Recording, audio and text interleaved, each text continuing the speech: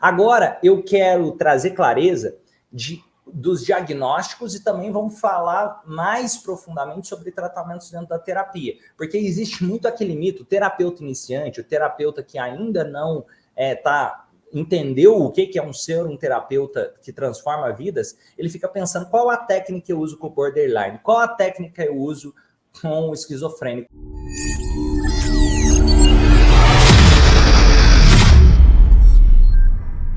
Ao invés de pensar qual a técnica eu uso, olha para o ser humano. Esquece a ideia de qual técnica eu uso para aquilo, qual técnica eu uso para isso, porque senão você vai ser um terapeuta meia boca. Como assim terapeuta meia boca? Cara, se fosse essa técnica para essa coisa, o cara procurava no Google e ele não tinha problema nenhum mais. Ele pegava lá, a técnica do bipolar é essa, pronto, acabou meus problemas. E o objetivo não é esse, o objetivo é olhar para o ser humano de forma subjetiva. Por quê? Porque imagina que tem uma pessoa que tem um transtorno bipolar diagnosticado. E aí você vai olhar para a história daquela pessoa, aquela pessoa sofreu abusos na infância. Outra pessoa tem um transtorno bipolar diagnosticado. E aquela pessoa não sofreu abuso na infância, mas aquela pessoa, ela sofreu de alguma forma algum tipo de rejeição de alguém que era muito importante na vida dela. E ela foi rejeitada, talvez um abandono do pai ou abandono da mãe, alguma coisa do tipo. E aquilo pode ter contribuído para as emoções delas, os sentimentos dela terem somatizados e contribuído para desencadear, seja um transtorno bipolar, seja uma esquizofrenia, seja uma depressão, seja desenvolver um traço de personalidade borderline. Você percebe, inclusive, que principalmente a esquizofrenia, ela comete mais as pessoas durante o início da adolescência, início da fase adulta. Você percebe ali, durante a juventude para a fase adulta, uma coisa comum que acontece, principalmente na esquizofrenia, é fatos de que a pessoa está vivendo um momento de muita pressão. A pessoa, às vezes, ela está vivendo um momento de tanta pressão, não está conseguindo lidar com a realidade, e ela busca essa fuga da realidade, um mundo paralelo, criando um mundo para psicoses. Isso é indícios comuns que acontecem com esquizofrênicos, de estarem vivendo uma cobrança, muitas vezes, seja da família, seja no trabalho, coisas do tipo, ou seja nos estudos, aquela cobrança excessiva pode contribuir para aquela válvula de escape da psicose e, de repente, começar a desencadear uma esquizofrenia. Mas não é só comportamental, não é só psicológico. Existem também traços biológicos, ou seja, existem traços que, se a pessoa tem um parente com esquizofrenia, se o pai dela, se o avô dela tinha esse tipo de transtorno também, facilita para que a pessoa também desenvolva esse tipo de transtorno. A genética contribui. Só que não é só a genética. E aí o estilo de vida contribui muito. E aí o mesmo vale seja para o transtorno bipolar. O mesmo vale para o transtorno de personalidade borderline. Existe a parte genética, mas existe a parte do estilo de vida que aquela pessoa está construindo. E para entender mais profundamente, uma pessoa que desenvolveu um transtorno de personalidade borderline, ela vai precisar dessa manutenção dos sentimentos quase que recorrentemente. Ela precisa construir um novo estilo de vida. Não é a ideia de eu usar essa técnicazinha, eu nunca mais vou ter traços de personalidade borderline. A ideia, pelo contrário, é ajudar a pessoa a criar um novo estilo de vida mais congruente com o melhor dela. E aí ela começar a identificar quando aquele transtorno está atrapalhando ela, começar a identificar no dia a dia estratégias que ela pode usar a favor dela no processo, ter mais controle emocional, equilíbrio emocional. O que é o transtorno? Vamos explicar aqui bem brevemente para dar clareza sobre esses 3 tipos de transtornos. O primeiro deles que eu falei ali, ó, a esquizofrenia. A esquizofrenia ela é muito caracterizada por sintomas de psicose. Muitas vezes, no início ali, um desinteresse por coisas que antes causavam interesse, um certo isolamento social quando começa a avançar ali os sintomas, começa a ter dificuldade para o convívio social pelos pensamentos confusos, pela comunicação começa a ficar mais confusa da pessoa que começa a desenvolver sintomas da esquizofrenia. E quando a psicose começa a acontecer, o que é a psicose? Basicamente sintomas de delírios, sintomas de alucinação. Eu vou te dar exemplos. A pessoa começa a imaginar coisas. Nossa, meu vizinho está achando que eu vou fazer isso e cria histórias na cabeça que não são fatos. A pessoa começa a delirar. Isso são delírios. Ela começa a criar histórias. Ela pode começar a pensar que está sendo perseguida. Ela pode começar a pensar que estão falando dela. Ela pode começar a pensar que tal coisa está acontecendo sem estar acontecendo. Isso são sintomas comuns da esquizofrenia. Outra questão da psicose, a alucinação. Ver coisas no ambiente que não estão no ambiente. Uma pessoa com esquizofrenia pode começar a imaginar que tem alguém ali que não está ali, ela pode começar a conversar com pessoas que não estão no ambiente, criar um mundo quase que paralelo ali. Isso são sintomas de psicose. E você percebe também ali na bipolaridade, a bipolaridade ela tem dependendo do caso do transtorno bipolar, se ele começa a ficar mais grave, pode haver sintomas psicóticos também. E por isso aí é interessante entender, peraí, quando é esquizofrenia, quando é transtorno bipolar. Porque o transtorno bipolar, ele pode ou não haver esses sintomas psicóticos. Na esquizofrenia, no início ali começa a haver aquele certo isolamento social, depois as ideias confusas, vai se agravando aquela dificuldade de contato social, até pelas ideias estarem mais confusas, o pensamento confuso, a fala confusa, essa ideia de delírios, de alucinações. Agora, isso tende a não ficar acontecendo também o tempo todo, não, para vocês saberem. Podem haver surtos psicóticos, podem haver momentos onde aquilo fica mais agravado, ou seja, pode ser que a pessoa está aparentemente normal e, de repente, ela pode ter um surto psicótico. A pessoa não fica 24 horas o tempo todo surtada. Isso é importante entender também. Assim como uma pessoa depressiva, ela não fica 24 horas o tempo todo só em depressão.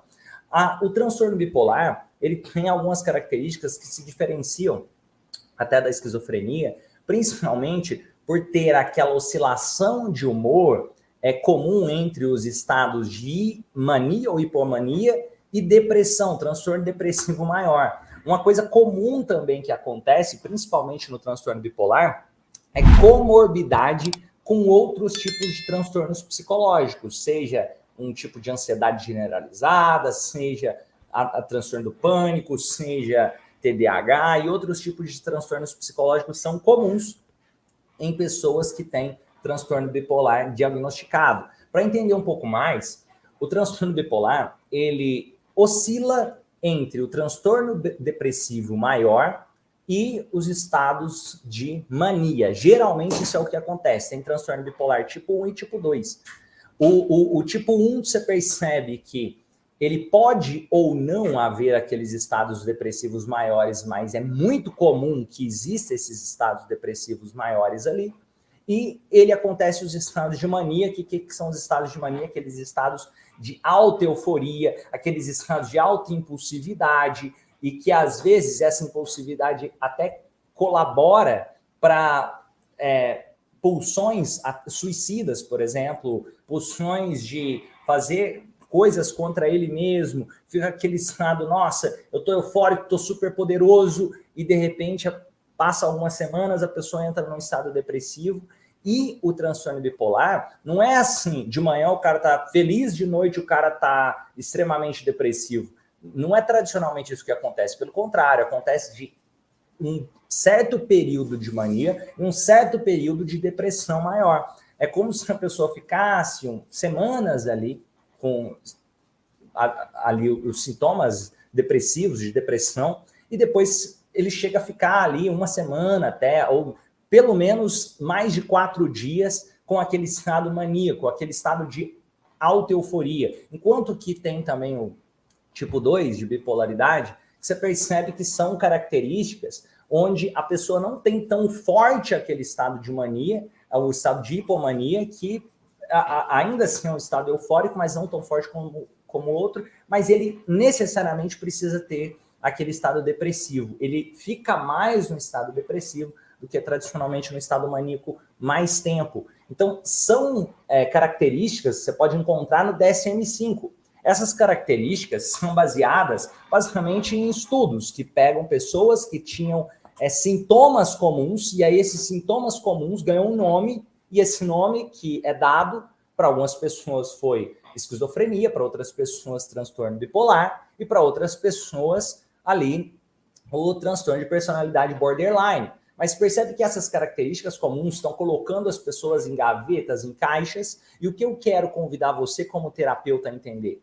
Para de olhar só para esses sintomas que o DSM-5 lista, porque isso daí não é o trabalho do terapeuta. Você pode aprender, estudar sobre isso e tal, mas não é isso que vai te fazer poder ajudar essa pessoa de forma mais profunda. O que vai poder te ajudar, ajudar você, essa pessoa de forma mais profunda, você ter essa compreensão, mas olhar para o ser humano, olhar para os sentimentos, olhar para o estilo de vida que você vai ajudar ela a construir. Nesses casos, é recomendado acompanhamento multidisciplinar para ter melhores resultados. Agora, tem também transtorno de personalidade borderline. O que é o borderline? Borderline, olha o nome da palavra, borderline.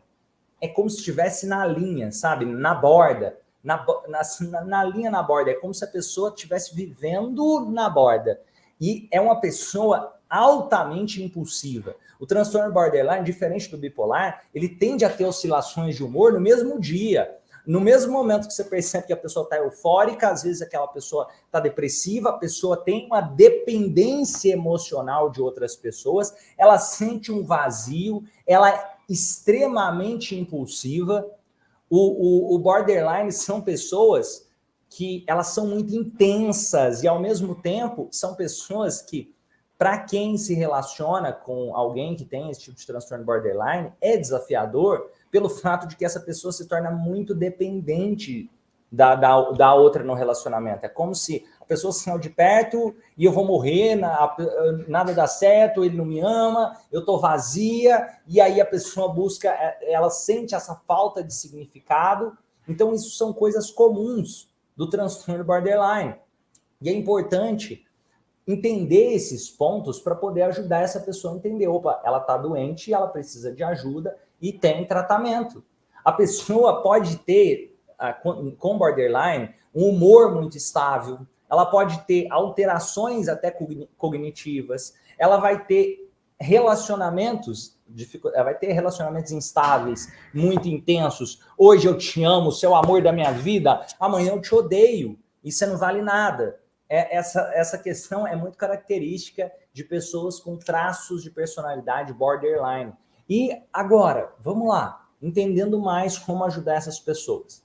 Como terapeuta, o nosso objetivo não é só entender, beleza, você está doente, você tem um transtorno. Não. Cara, isso aí deixa para o psiquiatra, o psicólogo, se ele quiser, ele pode fazer psicodiagnóstico. O terapeuta, você não trabalha com psicodiagnóstico. Se você é terapeuta, você trabalha com o ser humano. E aí, dentro do movimento transformacional, dentro da plataforma do Instituto Romani, tem um arsenal de ferramentas, de técnicas para você usar. O nosso princípio aqui, alinhar mente biológica, mente emocional e mente racional junto, entendendo o estilo de vida daquela pessoa. Agora, eu quero convidar vocês a perceber ressignificação e clareza como chave para a transformação. Imagine que a pessoa chega para você e diz, nossa, o meu problema é que eu tenho transtorno de personalidade borderline, eu tenho uma bipolaridade. Não é olhar para ela, beleza, você é borderline, você tem transtorno bipolar. É pelo contrário, questionar e perguntar, e me fala, como você faz para saber que você tem transtorno bipolar? Qual sua estratégia e os comportamentos que caracterizam isso para você? Essas são perguntas que o psiquiatra não faz, porque o psiquiatra quer colocar ele na caixinha e enquadrar, não, entendi, ele é assim, de acordo com o DSM-5 são essas características, e é isso, e por isso ele tem transtorno de personalidade borderline, ou transtorno ele tem esquizofrenia, ou ele tem ali transtorno e assim por diante, ou qualquer que seja o transtorno que ele quiser dar para ele. Nosso objetivo aqui, transtorno de bipolaridade. Então, percebe que o nosso objetivo aqui não é só dizer você tem um transtorno, isso aí não, mas olhar e pensar assim, beleza, como você faz para ter esse transtorno? Quais são os comportamentos que caracterizam isso para você? E como você se sente? Quais os sentimentos que você tem nesses momentos que aquilo está te incomodando e está acontecendo e está prejudicando a sua vida?